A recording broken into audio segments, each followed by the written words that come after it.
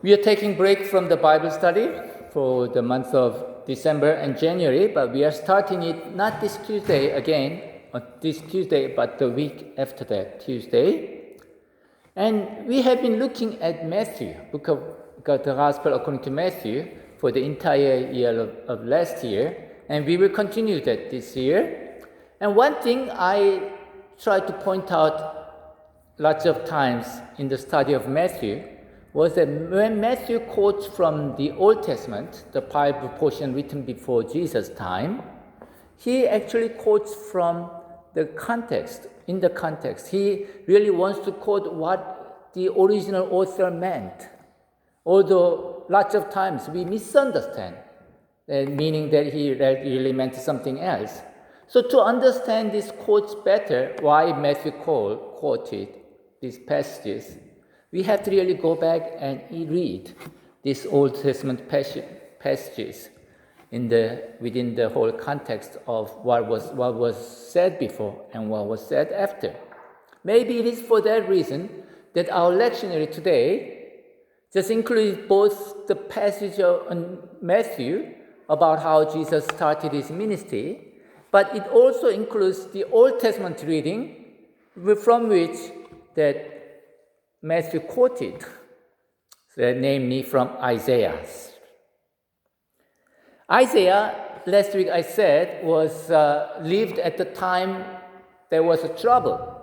The kingdom of Assyria invaded the northern kingdom of Israel, and the Israel was destroyed in Isaiah's time. And the Assyria also invaded the southern kingdom, and where Isaiah lived. Isaiah is a citizen of the southern kingdom of Judah, and almost destroyed it, but they were able to resist that invasion. Now, although Isaiah says he really prophesied in the time of 4 kings, he really mainly spoke to 2 kings mostly, and he spoke to them directly, and they are Ahaz and Hezekiah, 2 very different kings. Ahaz was very evil, not godly, and Hezekiah was a very godly king. And today's reading comes from his message to Ahaz before the Assyrian destruction of the kingdom of Israel. And the occasion was this: the northern kingdom of Israel invaded the southern kingdom of Judah. And Ahaz, the king of southern kingdom, was afraid. And at the time, Isaiah comes to Ahaz and say, no, you don't have to be afraid because they won't succeed at this time. They will fail. Then actually he gives very famous words as a sign, saying, see, the virgin will come pregnant and give birth to a son, and they will call him Emmanuel. Which also Matthew quoted, and we read from in our lectionary reading about a month ago at the time of Advent. And the reason why this will fail is not because Judah is good, because Ahaz was an evil king, but because Israel was bad. So it is God's judgment on the northern kingdom. And therefore, Isaiah continues to speak to Ahaz about the coming impending judgment of the northern kingdom and what Emmanuel really means here. Emmanuel is more about God's judgment on the kingdom. But he doesn't just stop there. He actually foresees that the kingdom of northern kingdom of Israel will fall to Assyria. But he doesn't stop there. He gives a future hope. And today's reading is about the future hope. He says, nevertheless, the gloom of the distressed land will not be like that of the former times, when he humbled the land of Zebulun and the land of Naphtali. And when he talks about former times here, this is a prophetic speech. So when he talks about the future, he talks about the former time, which is the near future, and the latter time, which is the further future. So he is talking about the time of Assyria's invasion. So when the Assyria invades the northern kingdom, it will be the time of gloom and distress. And he's talking about particularly the northern kingdom here because he talked about Zebulun and Naphtali, which belong to the northern kingdom.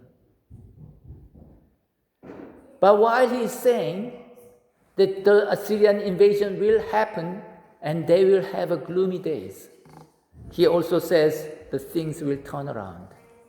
They will have the turn of the fortune.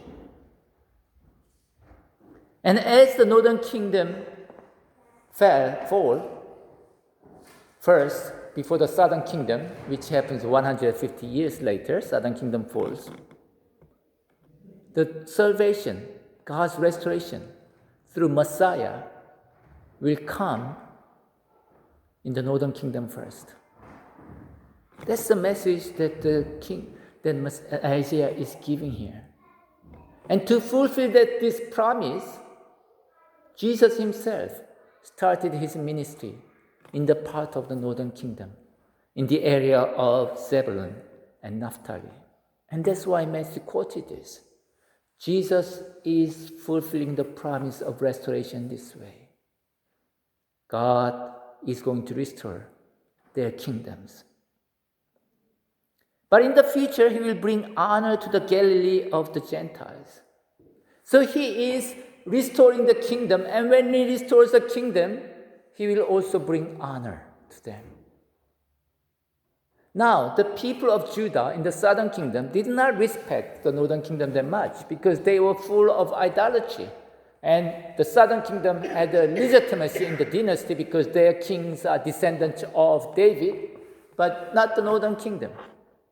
So they looked down upon the people of the northern kingdom, but God says, I will bring honor to them.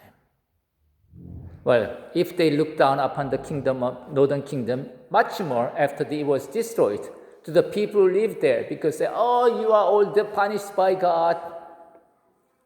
But God says, I will bring honor back to them. See, God is the God who brings honor to us when he restores us. I'm quite sure that all of us here have the experience of being looked down upon by others. And it hurts. But God will bring honor to us through his restoration work. And it says the people walking in darkness have seen a great light. And these people of Naphtali and Zebulun were described as people in walking darkness because they had suffered invasion, or they will suffer invasion at the time of speech. And their country will be destroyed. So they will live under occupation. They will live under oppression. But there's another meaning of darkness. It is because they are in sin. Because Isaiah makes it very clear, and God makes it very clear, that it was because of their sins that they are being punished by a way of losing their country. So they are living in darkness because they were in sin. But the light will come, and they will see the light. And that applies to us as well. Because this world is still in darkness. The majority of the people in the world do not worship God. The majority of people in Australia do not worship God. Now the population of Christians, those who identify themselves as Christians, have dropped under 50% now in the latest census. But even among those who identify themselves as Christians, the vast majority do not worship God. They just think they think they are Christians because that's what their parents told them. Many of them haven't been to church. They don't know what Christianity is. So we live in a world where people do not worship God, people do not follow God. We are in darkness. But God promises that there will be light. Because through Jesus, the light shines.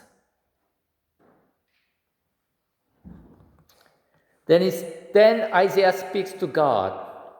He says, "You have enlarged the nation."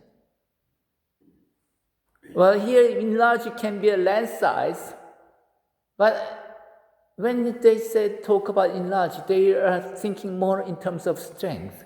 You have made our nation strong, is what Isaiah wants to say. In the time when they have been really weakened and they are about to be destroyed. And indeed, we see that this what Isaiah saw as a vision, what Isaiah saw as future fulfillment, we see now. Because God's kingdom is working in the form of church now. And although we have the land as a country, although Vatican is a Christian country, but otherwise there's no country which is ruled by church, no other country. So land might be small, but we are strong in number. Because there are millions of people who truly worship God around the world now. So God has really enlarged the nation. And He has also increased its joy. Because as darkness disappears and light comes to us, we have great joy. And the joy is compared to harvest time and dividing spoils. One common thing about harvest time and dividing spoils is that they have gains. They have incomes. During the harvest time, if you are a farmer, well, I'm not a farmer, so I don't really understand the joy of harvest time. But if you are a farmer, it's the time that you have all year's income. And if you are a warrior, divide the spoils is when you have the income. In other words, having light is like having income. You have what you need for your life. God will certainly provide for you. For you have shattered the oppressive yoke. And he's again talking to people who are in oppression, who are under occupation. So their power of occupation will be gone, because that's what oppressive yoke is about. Well, we are in different situation. We are not under severe oppression. And we are in a democratic country where we can have our voice to the government. But still, we can say we are under certain oppression, although not like these people. Because democracy, by definition, means the rule of the majority. And I pointed out that the majority of Australians do not really follow God. And in that case, we cannot really be ruled by God's value. It is all human values that rule our country. So in that sense, we are under oppression because we don't really live by God's ways as a country as a whole. But when Jesus comes back, things will change. There will be no more oppression like this, because Christ will rule.